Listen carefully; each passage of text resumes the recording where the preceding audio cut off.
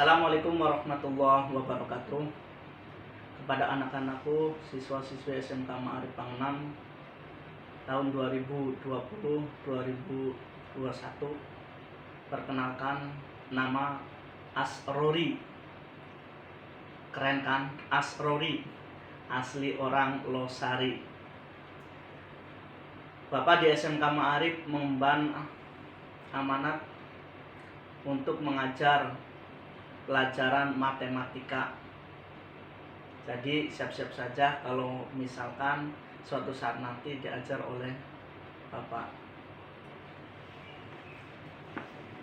Saya Asrori dari Losari, mengajar di SMK Ma'arif dari tahun 2008 sampai dengan sekarang.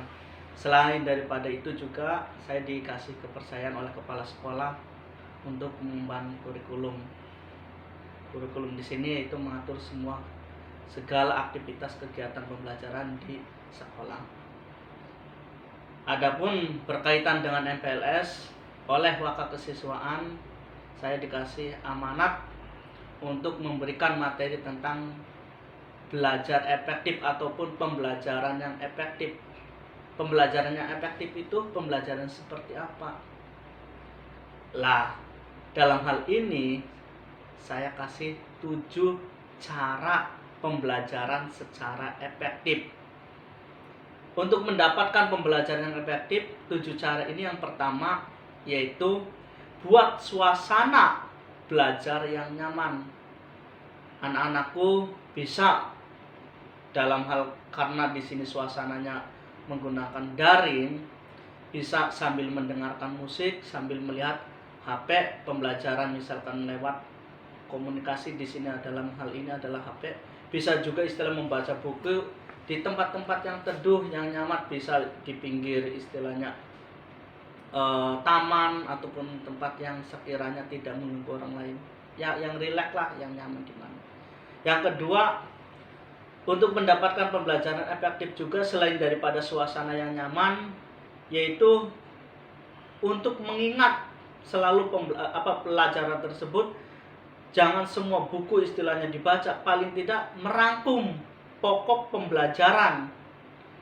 Misalkan pembelajaran IPA ataupun misalkan bahasa Indonesia dirangkum, jangan semuanya istilahnya dipelajari, dirangkum sedikit tapi mengena sehingga mudah diingat. Nah, ini pembelajaran yang efektif. Yang ketiga, kalaupun misalkan sendirian itu membosankan, maka untuk yang ketiga di sini bisa belajar bersama atau berkelompok. Silakan anak-anakku yang rumahnya dekat dengan yang lainnya, silakan belajar bersama untuk tukar pikir, untuk sharing, sehingga suasana pembelajaran tersebut bisa rileks dan bisa efektif. Yang keempat, untuk mendapatkan pembelajaran yang efektif dan mudah dipahami, gunakan metode mempersingkat. Misalkan dalam pelajaran bahasa Indonesia ada unsur intrinsik cerpen, antara lain misalkan tema, alur, latar belakang, amanat, sudut pandang. Itu kan kalau kadang istilahnya kita pelajari apa saja ya unsur intrinsik cerpen, maka metode mempersingkat ini lebih mempermudah. Singkat aja dengan kata talas.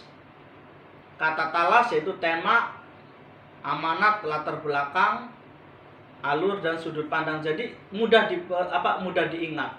Jadi disingkat aja gitu. Nah, berikutnya yaitu yang keenam, belajar secara rutin tapi tidak lama.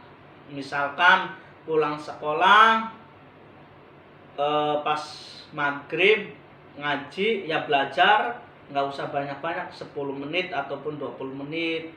Habis isanya 20 menit, habis sholat subuhnya 20 menit, selesai berangkat ataupun istirahat. Kalau misalkan isya ya 20 menit terus istirahat tidur. Bangun misalkan kalaupun misalkan tengah malam, belajar 20 menit, sholat malam, tidur lagi, subuh, setelah sholat subuh belajar 20 menit, selesai baru siap-siap berangkat ke sekolah. Jadi tiap hari rutinitas, setiap hari belajar, tapi jangan waktunya jangan lama-lama, cukup 20 menit aja, asal continue, insya Allah pelajaran tersebut akan selalu mudah diingat. Yang terakhir yaitu mengerti tapi bukan menghafal. Maksudnya apa? Kadang siswa-siswi sekarang ini ya istilahnya dalam belajar dan apalagi menghadapi ujian, kebanyakan pas ketika ujian kan itu pada menghafalkan karena besok mau ujian. Sebenarnya kalau misalkan menghafal untuk lantaran mau ujian, kadang kan banyak yang tidak dihafalkan ataupun banyak yang materi-materi yang istilahnya tidak terjangkau untuk dihafalkan. Maka yang lebih efektif adalah mengerti teorinya, mengerti babnya dan teorinya tentang apa, sehingga ketika pas menghadapi ujian dan di dalam ujian tersebut keluar soal, ingat teorinya, insya Allah bisa menjawabnya. Itu saja prakata dari saya perihal belajar yang efektif tadi, yaitu 7 cara tersebut. Mudah-mudahan ada manfaatnya bagi adik-adik semuanya. Kurang lebihnya mohon maaf. Assalamualaikum warahmatullahi wabarakatuh.